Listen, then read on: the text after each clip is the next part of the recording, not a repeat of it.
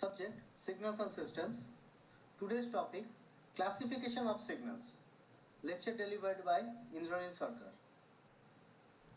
Classification of signals. The signals are of different type. Number one, deterministic and non-deterministic signals. Second, periodic and aperiodic signal. Third, even and odd signals. And fourth is energy and power signals. Deterministic and non-deterministic signals. Deterministic signals. Behavior of the signals is predictable with respect to time. There is no uncertainty with respect to its value at any time. These signals can be expressed mathematically. For example, xt is equal to sine 3t is deterministic signal which is represented in the figure. Non-deterministic or random signals. Behavior of the signals is random, that is not predictable with respect to time. There is an uncertainty with respect to its value at any time. These signals can be expressed mathematically. For example, thermal noise generated is non-deterministic signal which is represented in figure below. Periodic and non-periodic signals. Given xt is a continuous time signal, xt is periodic if xt is equal to xt plus t0. For any t and any integer n, example xt is equal to a cos omega t, xt plus t0 is equal to a cos omega t plus t0 is equal to a cos omega t plus omega t0, or a cos omega t plus 2 pi is equal to a cos omega t. That means after the shifting of time period t0, the signal will become the same. That is why it is called the periodic signal. Note t0 is equal to 1 by f0 and omega is equal to twice by f0. Periodic and non-periodic signals. Here we are discussing about non-periodic signals. Here xt is not equal to xt plus t0. A non-periodic signal is assumed to have a period t is equal to infinite. Example of non-periodic signal is an exponential signal. Important condition of periodicity for discrete time signals. A discrete time signal is periodic if xn is equal to xn plus capital N. For satisfying the above condition, the frequency of the discrete time signal should be ratio of two integers. That is, f0 is equal to small k by capital N. Sum of periodic signals. Here xt is equal to x1t plus x2t. xt is the main signal, where in the main signal there are two parts of the signal. That means there present x1t, which is one signal, and another signal which is x2t. So by combining these both signals, we will representing xt. Now xt plus t0. Here capital T0 is the fundamental period. Now the equation becomes xt plus t0 is equal to x1 t plus m1 capital T1 plus x2 t plus m2 capital T2. m1 t1 is equal to m2 t2 is equal to t0 is the fundamental period. Now with examples we will solve it. Suppose cos t pi by 3 plus sin t pi by 4. Here first one is the x1t and second one is the x2t. Now we are taking t1 is equal to 2 pi by 3, which is equal to 6, and for t2 is equal to 2 pi by 4, which is equal to 8. Now we are taking the ratio of these two periods, that is t1 by t2 is equal to 6 by 8 is equal to 3 by 4, which is the rational number, is equal to m2 by m1. So m1 t1 is equal to m2 t2 is equal to find m1 and m2. So we can say that the first signal repetition of 4 and second signal's repetition of 3, it will become converge in the same point. Means both signals will converge after 4 repetition and 3 repetition in the same point. After that the signal will again become periodic. Means after interval of 24 both signals becomes periodic. So that fundamental time period over here is T0 is equal to 24. Means first signals repetitions after 4 and second signal's repetition after 3 becomes the main signal xt, and xt's period is 24, and which is represented over here is t0, which is the fundamental period. Some of periodic signals may not always be periodic, just like this.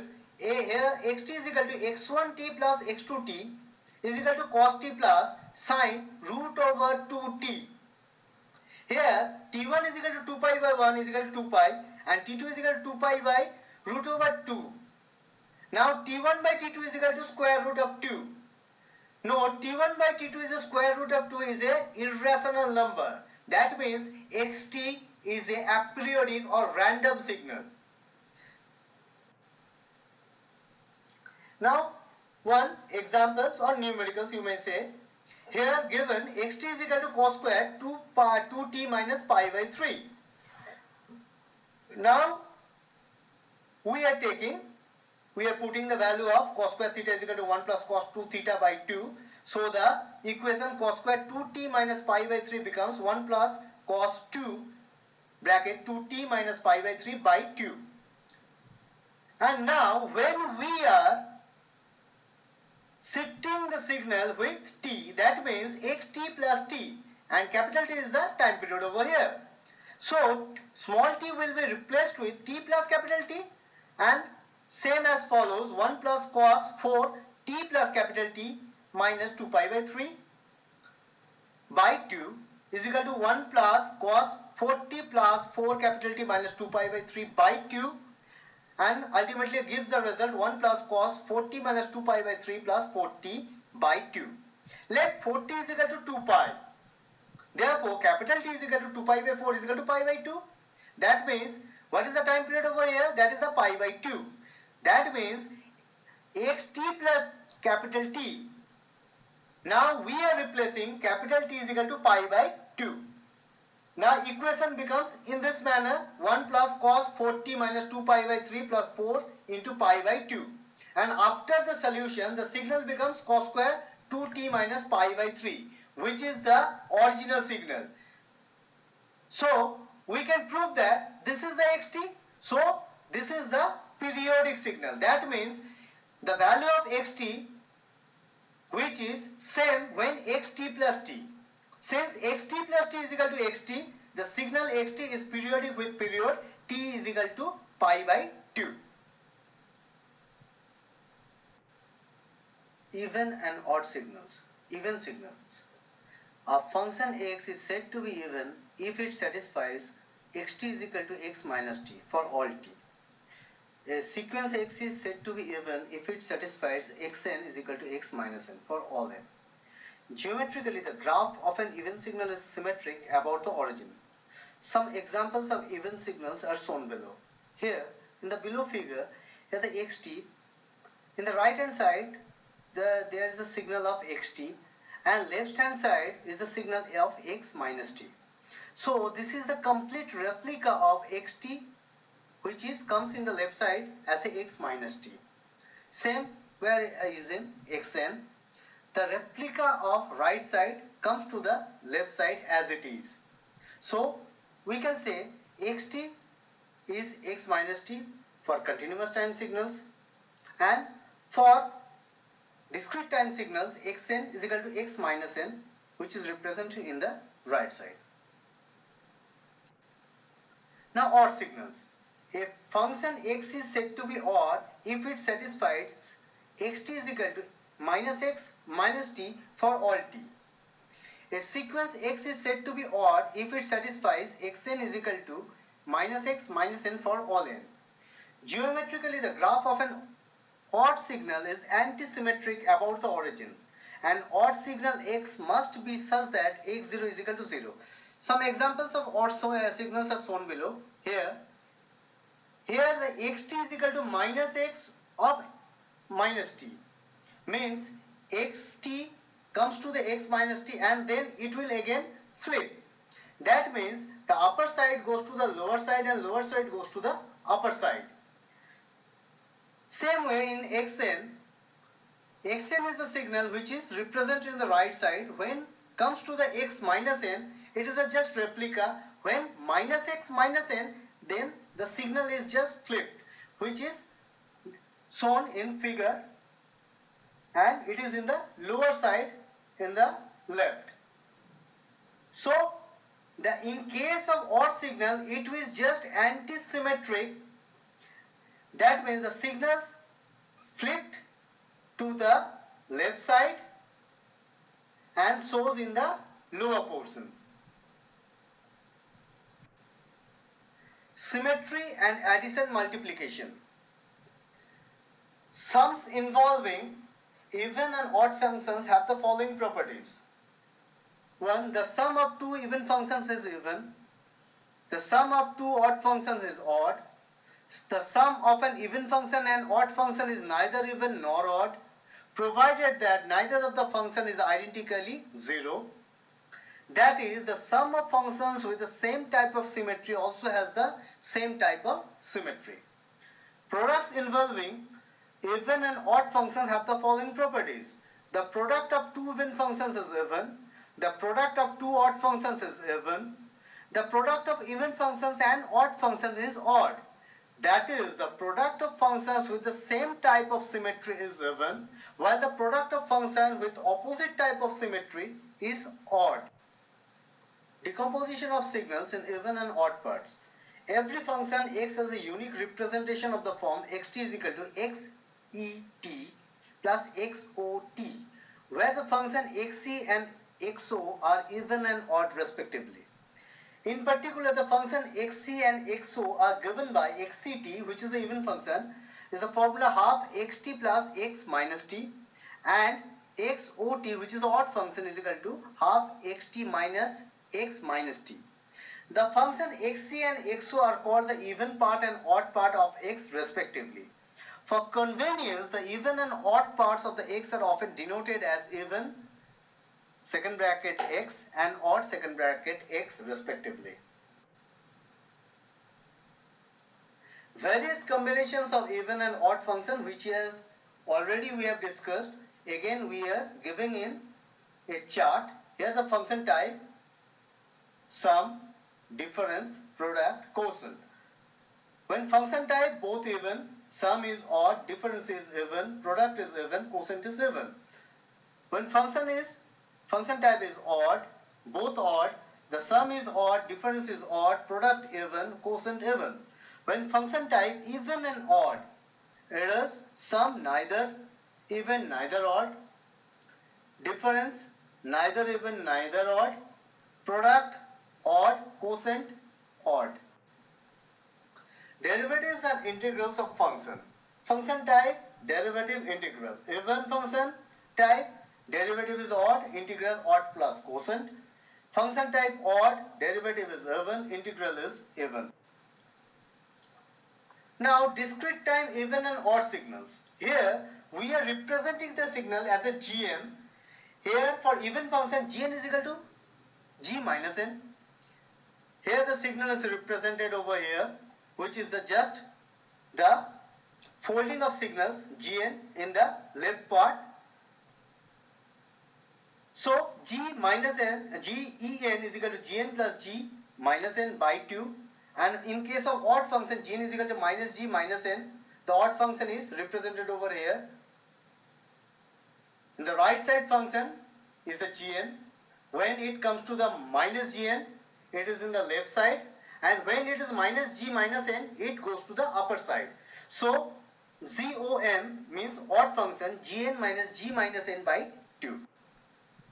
Combination of even and odd function for discrete time signals is also same like the continuous time signals. Function type sum, difference, product and quotient. Function type when both even, sum even, difference even, product even, quotient even. Function type both odd, sum odd, difference odd, product even, quotient even. Function type even and odd, sum is even or odd, difference even or odd, product odd, quotient odd.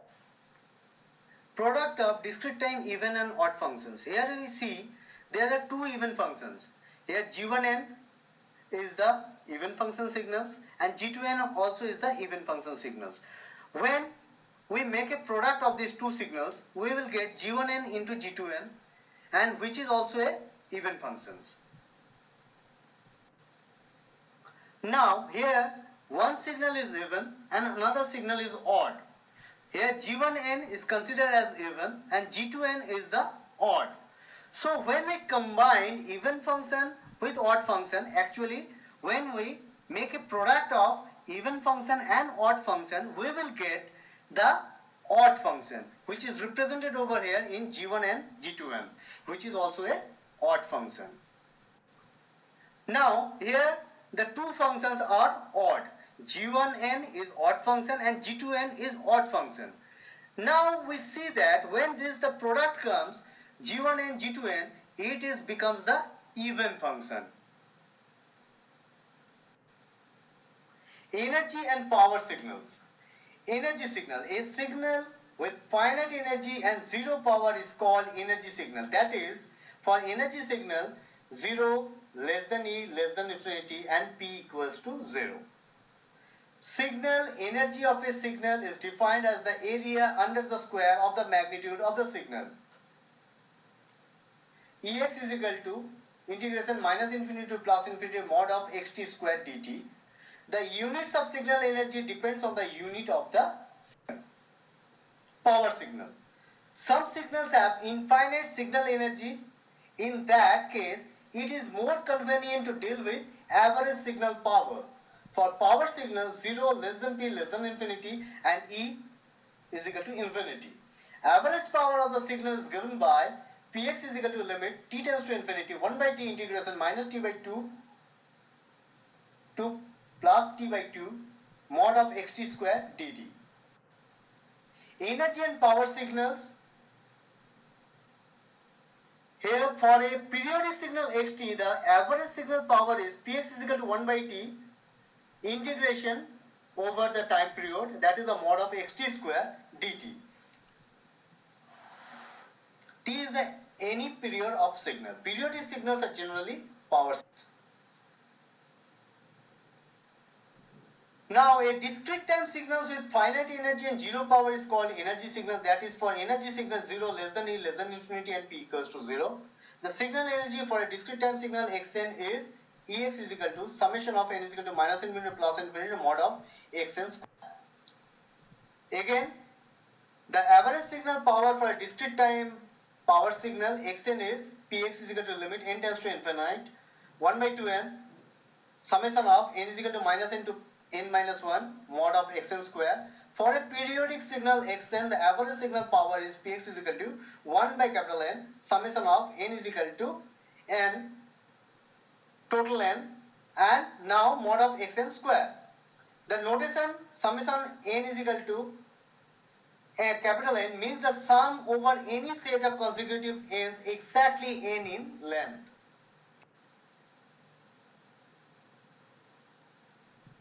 Here given that xt is equal to e to the power minus 2t ut. Here xt is equal to minus 2t ut for all t. Now ut is equal to 1 when t greater than 0. Only for t greater than 0 ut have value and that is 1. So the equation comes over here, xt is equal to e to the power minus 2t for t greater than or equal to 0. Now the signal xt whole square integrate over minus t to plus t.